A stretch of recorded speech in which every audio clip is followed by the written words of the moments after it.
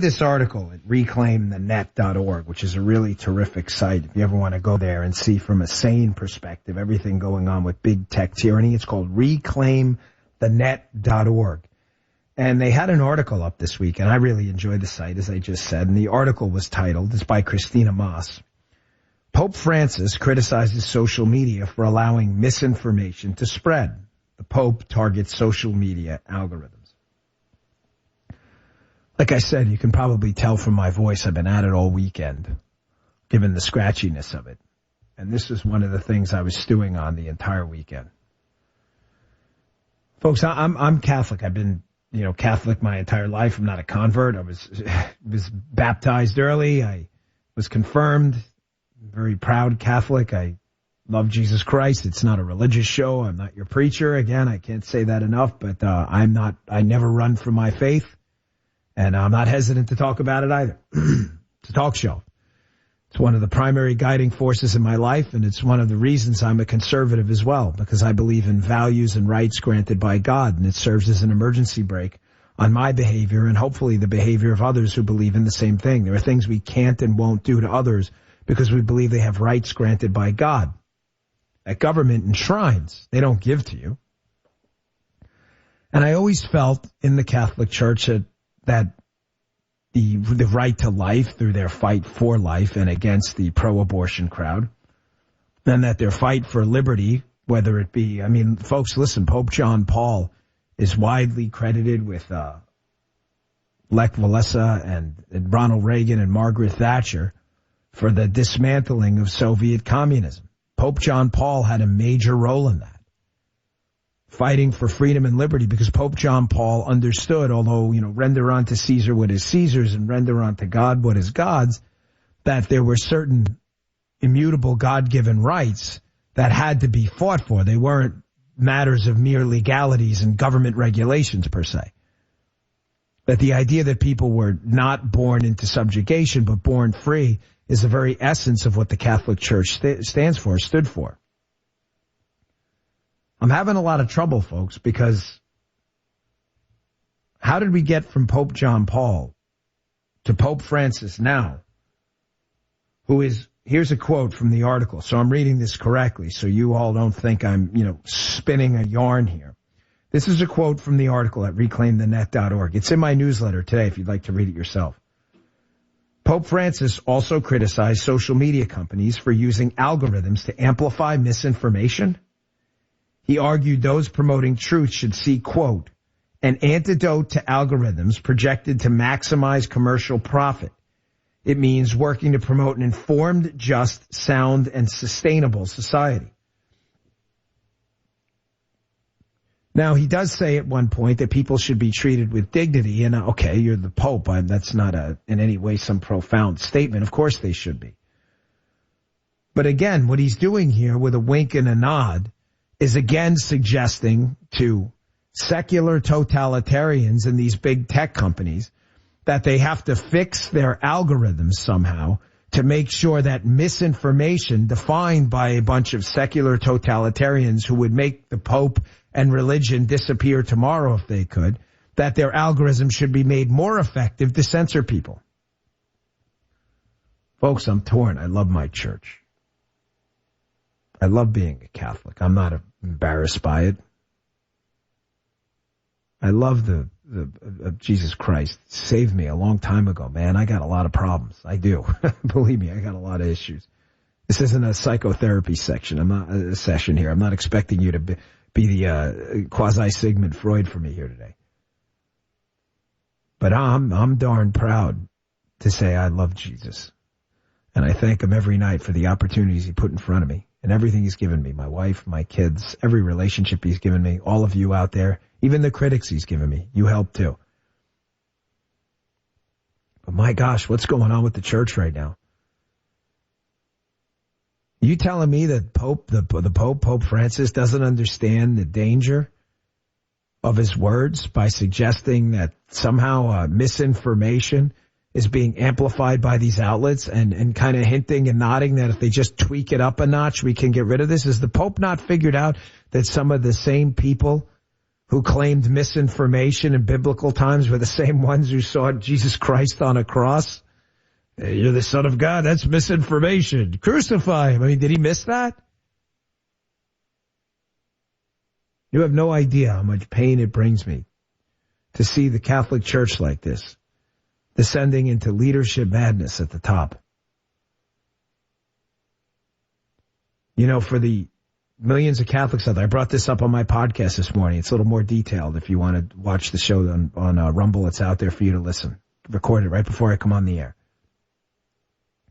I got a lot of feedback. About 75% positive, about 25% saying, hey, Dan, you know, you can't criticize the Pope like that. Why? Why can't we? We're supposed to just fall in line and fall prey to the misinformation scheme. Misinformation is a buzzword. It's a code word. It's clear to anyone who's paying attention, who's been following, that it's a buzzword for censorship. And you're suggesting we should what? We should water that plant, the misinformation plant, under the guise that these big tech people are going to be our partners in a more just, prosperous, God-fearing society in the future. I mean, your job as the head of the Catholic Church is to advance the principles of Catholicism and Christianity, is it not? Did I miss something? And you're suggesting that big tech and their war on, quote, misinformation on our allies in the fight for people's God-given right to speak, to assemble, to petition their government, and to be led by people with principles greater than the acquisition of their own power and abuse of it? I couldn't believe what I was reading. I had to read the whole article, and I was waiting for it to get better, and it didn't. It says at one point, like I said, the Pope said, well, yeah, you have to, treat people with dignity who you believe are spreading misinformation or whatever it may be. But do you not understand what's going on? You're one of the most powerful people on the planet, arguably the most powerful. You could get some people to argue that, given the large number of Catholics in the world. And you're out there spreading around leftist buzz terms. I mean, if we don't have the church to say, listen, there are bedrock objective values here. Bedrock objective values we should have. And one of them is an allegiance to big R God-given rights. God gave you the right to speak out, and you have the responsibility to use that right to spread the righteous path and talk about the righteous path. If you don't, you'll deal with God at the gates. That's not what he's saying. He's saying you're not going to have to deal with the Almighty and your judgment day at the second creation. He says you should deal with big tech. They'll determine what misinformation is. Ladies and gentlemen, these are some of the same people, these big tech overlords, knee deep in this great reset I discussed on my Fox show this weekend. These are some of the same people involved in this great reset, Project Zero effort to reset society as a blank slate. And their two main targets are the family and religion. And the Pope is aligning with their buzz terms? What is going on here? Aligning with their misinformation, disinformation buzz terms? How does he not understand that he and the Catholics around the world, they are obstacles to big tech, that big tech wants to steamroll? Because big tech is in it with the far left to institute a new allegiance to the state tomorrow, starting from scratch, where your allegiance is to the state and subjective values that the state can change.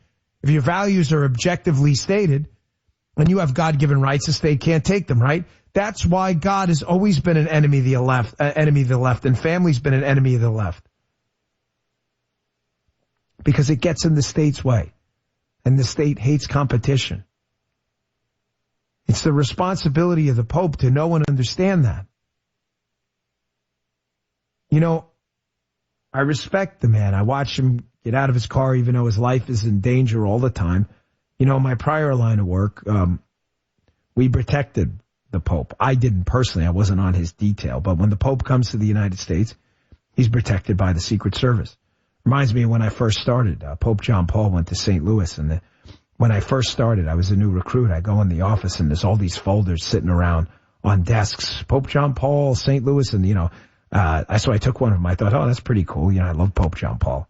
And I remember saying to the agent who'd recruited me, his name was Scott, I said, hey, Scott, I said, this seems like a really impressive operation, what we have at the Pope. I mean, it was paperwork everywhere, folks. And it was the New York office. It wasn't even St. Louis. Like, the paperwork was everywhere, all over the place. And he said, yeah, you can't have the Pope die in your country. He says the world would go crazy. That's what he said to me. And I thought, man, he's right. Like, the Pope is a powerful figure. You can't have him get hurt in your country.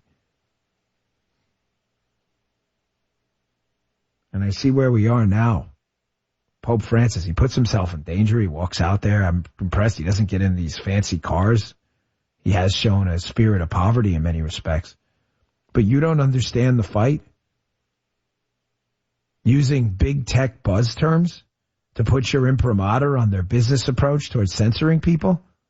How is it that Pope John Paul saw right through what Soviet big government was doing to people and stealing away the rights granted to them by God, but you don't see how big tech is playing a similar role in the diminution of people's big R God-given rights here? It's making me question a lot. I've never questioned, my leaving my church before like that, but I am now. Not leaving or walking away from Jesus Christ. Not a chance. I'm sorry, I don't mean to do this on the air. I'm not, but it's a talk show, and it's the Dan Bongino show, and if you're wondering why this weekend was so rough and why it sounds so messed up today, it's been a really long weekend. Forced to question a lot of things. Really long. That faith matters to me more than anything. And you really want to have people standing with you. I just remember one other time there was a priest in a church I used to go to in Severna Park, and I asked him one time, I said, why is it we don't speak more forcefully against the pro-abortion movement and the value of life? And he said, well, you got a lot of pro-choice people in the audience. I said, what? It's hard when you have to question all this stuff. I really wish there were easy answers, but there aren't. But yeah, first time in a long time. Started to question, man. Question everything. Sorry, man. I really didn't mean to kind of go on. That's more of a personal thing. Probably not for the audience. All right. I got to move on. On the other side of the break, I'm going to talk about this Glenn Greenwald piece, which is exactly about this misinformation and disinformation and how the left is using these buzz terms to make no mistake, enact this tyrannical, totalitarian, anti-free speech atmosphere. And everybody better wise up quick. Everyone's going to have to pick a side. I'm Dan Bongino. We'll be right back.